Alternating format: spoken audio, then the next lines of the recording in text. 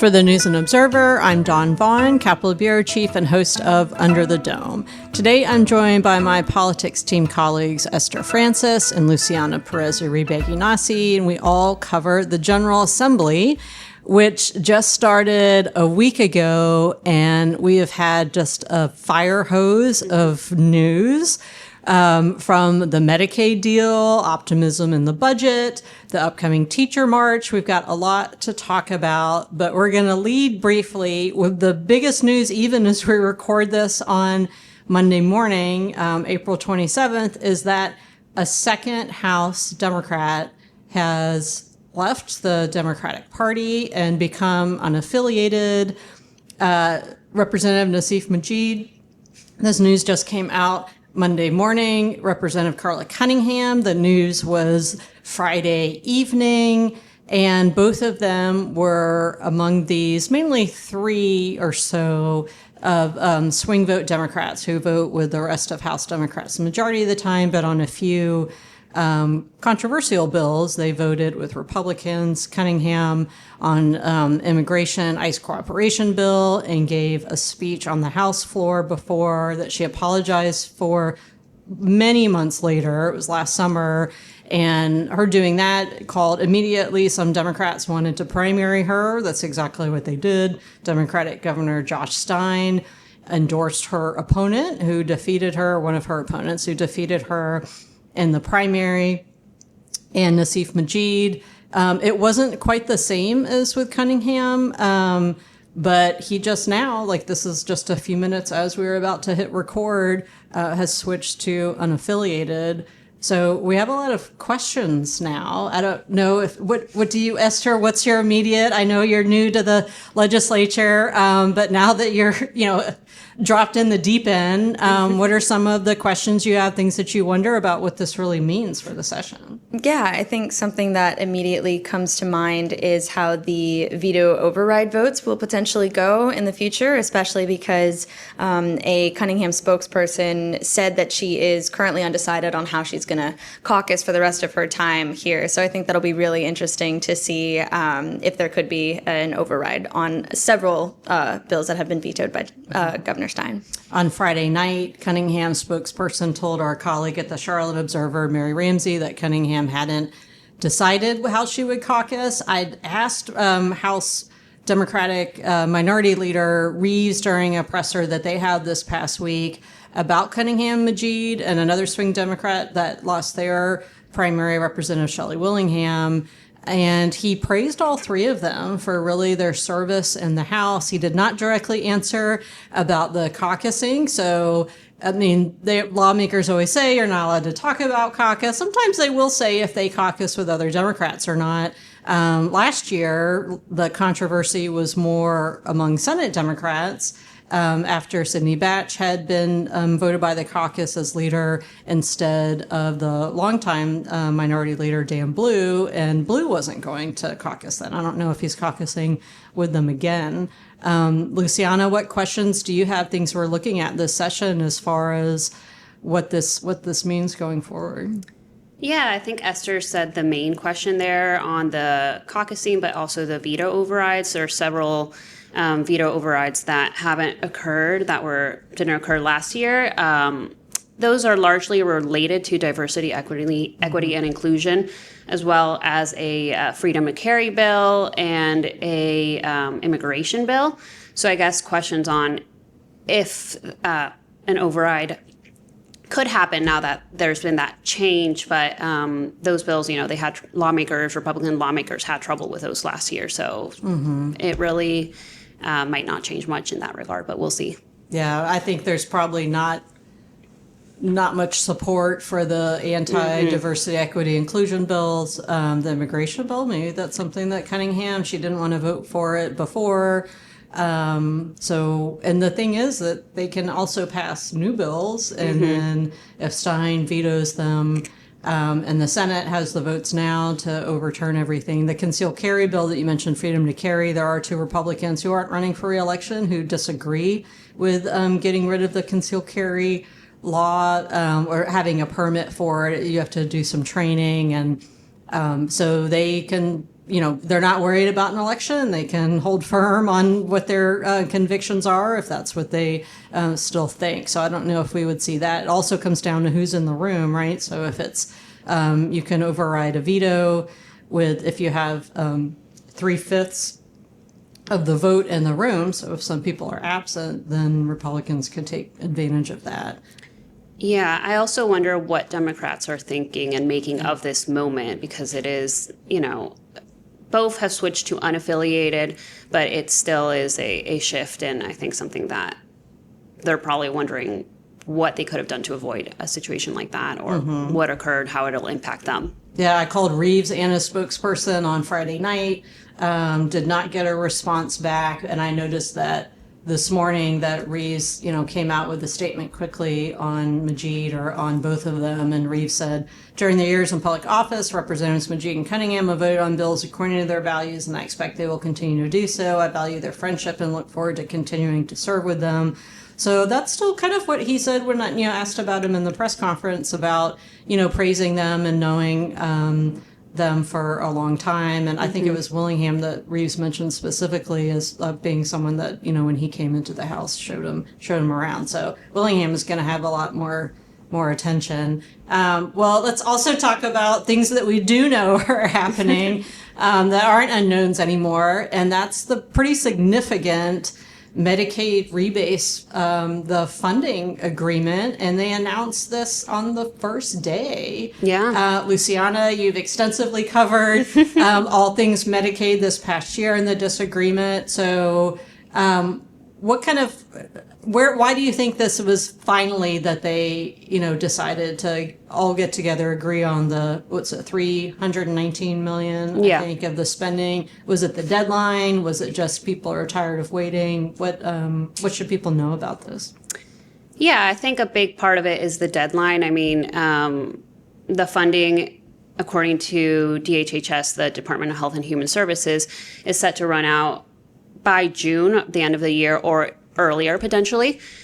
So that deadline is pretty significant. And then also I think lawmakers have finally been able to come to agreement on what they wanted to include in there. There had been disagreements between the Senate and House on if they wanted to keep some budget stuff in the negotiations there, such as funding for a children's hospital. So I think they pushed that to budget negotiations. And then also the 319 million number, there had been disagreements on whether that was the number, in fact. And the Stein administration, that number came from them and DHHS. Meanwhile, lawmakers thought with the fiscal research division that they have at the General Assembly, they thought it was a slightly different number. But they finally came to agreement on the 319 million. So I think it was the timing, the agreement on that, and pushing some of the budget policies towards the budget negotiations. And also, they've been having a lot of hearings on fraud, waste, and abuse. So I think they wanted to put something in a bill related to that, and provisions to kind of tackle Medicaid spending, which has grown. I feel like it's the North Carolina General Assembly, so that means anything has a little extra policy in there. Is there anything that was controversial at all, or is it maybe just in the execution if some people don't like it, or are they all pretty much on board with the rest of the policy provisions? Yeah, so the bill is fairly lengthy. I think it's like 30 to 40 pages long, and a lot of the provisions are related to Medicaid, but they're kind of Medicaid adjacent, so it's not about the funding solely. So there's language in there to align with federal law that was passed by the Trump administration in the One Big Beautiful Bill on work requirements for Medicaid. There's also a lot of language to tackle fraud, waste, and abuse. So there's money for the auditor's office to do an audit of Medicaid.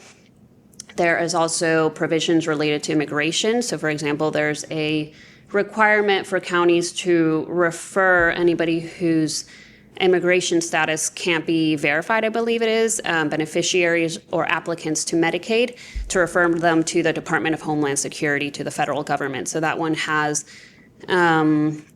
received some pushback from some Democrats, but the bill passed both chambers nearly unanimously. So in terms of the initial vote, it was nearly unanimous, but people don't want to say, no, I don't want to vote for Medicaid rebates, right? Yeah. So it's largely that, but I do think on the votes that are coming up on Tuesday, we might see some more pushback or at least debate on the bill. But yeah, I guess we'll see. So this is House and Senate votes Tuesday? Yes, I believe so. Okay. All right. And then it goes to Stein after that, or once the final votes. And it seems like he's going to sign it. That was his pitch, when he included in his third budget proposal that he made right before session started. We're going to talk more about the budget and what else is going on this week when we come back. We're going to take a quick break. You're listening to Under the Dome. I'm Capitol Bureau Chief Don Vaughn, here with legislative reporters Luciana, Perez, Uribe, Guinassi, and Esther Francis. Before the break, we talked about the two, as of we're recording this on Monday, Democrats that have moved to unaffiliated after losing their primaries. Republicans and Governor Stein have a deal on Medicaid funding, rebase funding. It looks like that's going to take shape. Also, to start off, this past week, there was some optimism with a budget deal. We've got, well, not budget deal. We haven't reached a deal yet. Optimism that they will reach one. So looking ahead this week, if you're listening to this on Tuesday, April 28th, or another day this week, there are already like a slew of press conferences. Luciana, a few of them are about. What are we expecting? Yeah, so one that I'll be following is one on Wednesday related to stronger nicotine laws.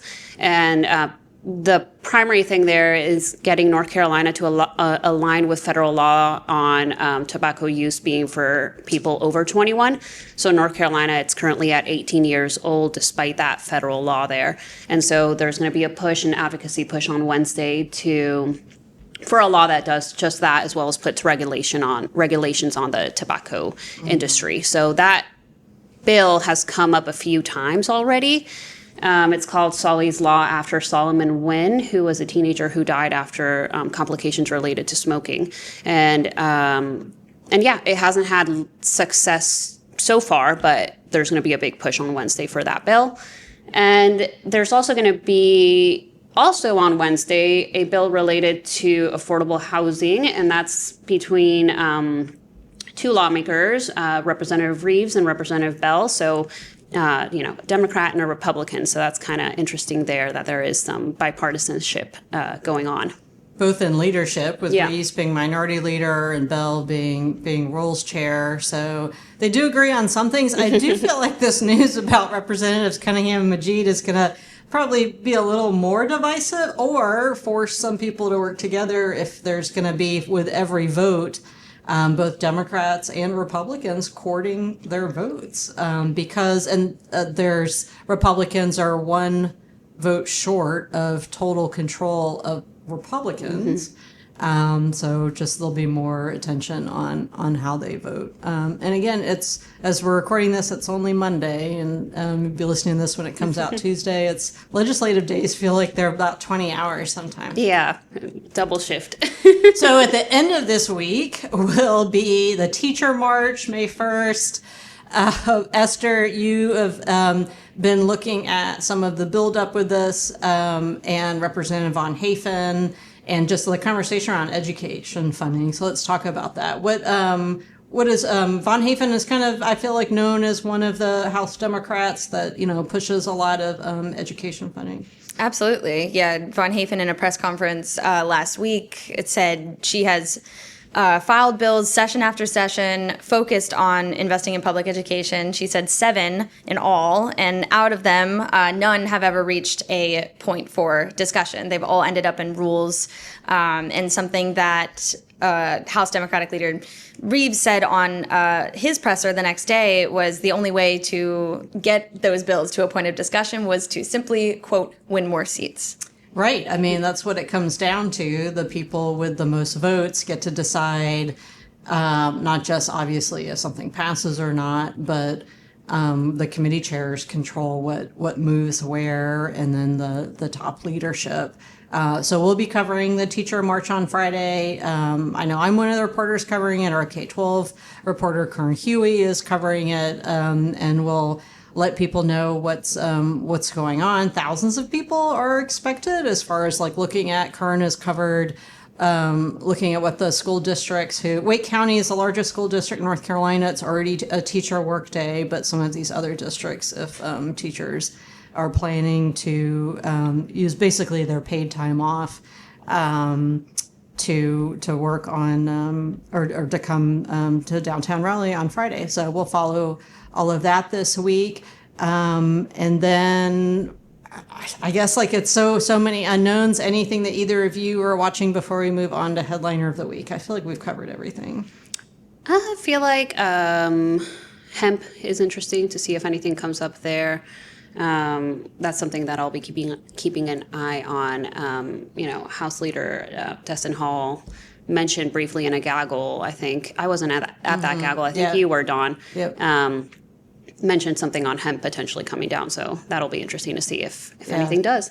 The other thing I didn't mention yet about Senate Leader Phil Berger said last week that he is ready to move quickly on filing a bill and passing a bill that would have a moratorium on property taxes, a big topic now, on the revaluations, assessing your property, which of course factors into what the rates would be, and the House has been looking at that. So that'll be something else that we'll have an eye on. All right, let's move on to our picks for headliner of the week. I'll go first. Mine is serious, and we'll end with lighter ones. So the shooting at the White House Correspondents' Dinner, that was really, I'm glad everybody is fine, but a scary moment for, I think, everyone in the room. Of course, President Trump was there, the other, some cabinet members were there, other officials, and then, of course, all of the journalists that have to deal with this as part of their work. So that's my headliner. Luciana, I'll segue to less serious hard news for your pick for headliner of the week. I was struggling to come up with one today, so I'm just going to say grass pollen. Everybody talks about the yellow pollen and all the allergies, but grass pollen is coming up, and for a lot of us, it is worse. So keep us in mind. All right, Esther, what's your headliner? So today, Monday, April 27th, is actually my 25th birthday. All right, happy birthday. Thank you so much. And not doing too much to celebrate today, but in the middle of May, I'll be heading back to my hometown of Rockville, Maryland. My best childhood friend, Marie, her birthday was yesterday, so happy belated to her. And we've done a joint celebration for many, many years. So we will be throwing that bash in mid-May, and very much looking forward to it. A quarter of a century. Yep. Oh, yeah. My dad said I'm a third of the way through my life now, so gave me a lot of perspective. When is Kyle's birthday? Is he? No, he just March. Yeah. Yeah, so you guys are almost the same. Yeah, yeah. Kyle also just turned 25. So there you go. All right. We are about out of time. We'll be back next week with even more of this news on the legislative front and everything else. For the News and Observer, I'm Dawn Vaughn with Luciana and Esther and producer Kevin Keister. Thank you for listening, and we'll talk to you next time. For more from our politics team, subscribe to the News and Observer at newsobserver.com/subscribe. Follow us on Twitter at Under the Dome and NC Insider, and sign up for our weekly political newsletter, also called Under the Dome, at newsobserver.com/newsletters. Thanks for listening.